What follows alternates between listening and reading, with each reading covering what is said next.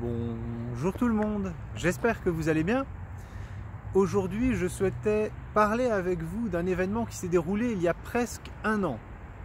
Alors, je ne sais pas si vous vous rappelez, il y a un an, il y avait un très grand porte-conteneur qui était rentré dans le canal de Suez en Égypte et qui s'était bloqué dans le canal.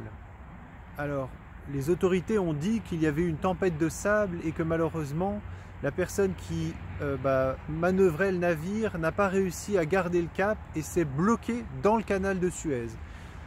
Et cet événement avait eu un impact immédiat, c'est-à-dire des centaines de navires avaient été empêchés pendant plusieurs jours de franchir le canal de Suez. Et ça avait créé de gros soucis en termes de logistique et d'acheminement des produits à travers le monde.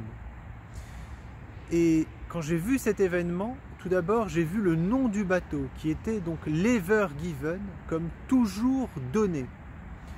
Et vous savez ce que je pense, que nous sommes dans la période qui précède le retour de Jésus-Christ, que nous sommes même dans le dernier jubilé de 2018 à 2068 et que Jésus-Christ reviendra à l'issue du jubilé.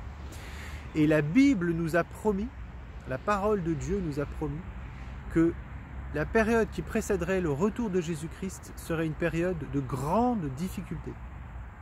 Et le monde a vécu dans la prospérité pendant des décennies, et même nos pauvres dans les pays développés vivent mieux que les rois à l'époque, avec la capacité d'avoir du chauffage, de se faire livrer des produits qui viennent du monde entier, de pouvoir téléphoner, aller sur Internet.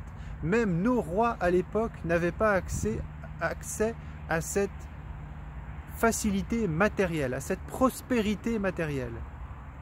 Et le monde vit aujourd'hui en opposition à Dieu. Et plus le temps passe, plus le monde vit en opposition à Dieu. Et il y a une chose qui est certaine, c'est qu'on ne peut pas vivre en opposition à Dieu et avoir la prospérité. Et Dieu finit toujours par apporter un jugement, que ce soit au moment de la mort ou avant. Et l'un des jugements que Dieu va donner, voilà, on quitte la période de la grâce, le temps des nations, et on arrive dans le temps du jugement qui précède le retour de Jésus-Christ.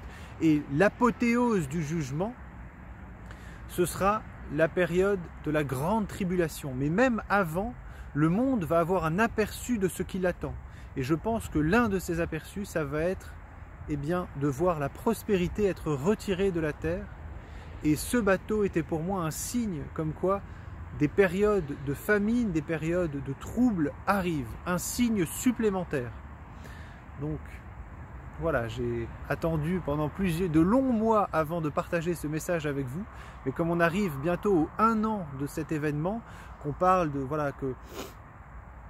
de cette guerre qui arrive avec la Russie, qui entraînera forcément une grande crise économique, eh bien voilà, il était bon à mes yeux de vous dire que oui, la difficulté arrive d'un point de vue économique aussi, d'un point de vue même de l'alimentation, de l'alimentaire. Et donc je vous encourage tous à prendre soin de vous et à chercher le Seigneur Jésus-Christ par vous-même, à lui demander, voilà, avant de prendre des décisions, si vous sentez aussi qu'il vous demande de ne pas prendre certaines décisions ou qu'il vous encourage à en prendre certaines, de le chercher par la prière, par la lecture de sa parole, et lui sera vous guider afin que vous ne soyez pas dans la misère et dans l'absence de tout dans la période de difficulté qui arrive, mais que vous soyez en sécurité dans sa protection et que lui puisse pourvoir à vos besoins. Mais il ne pourra pas pourvoir à vos besoins si vous lui résistez et que vous n'allez pas dans la direction que lui souhaite que vous preniez.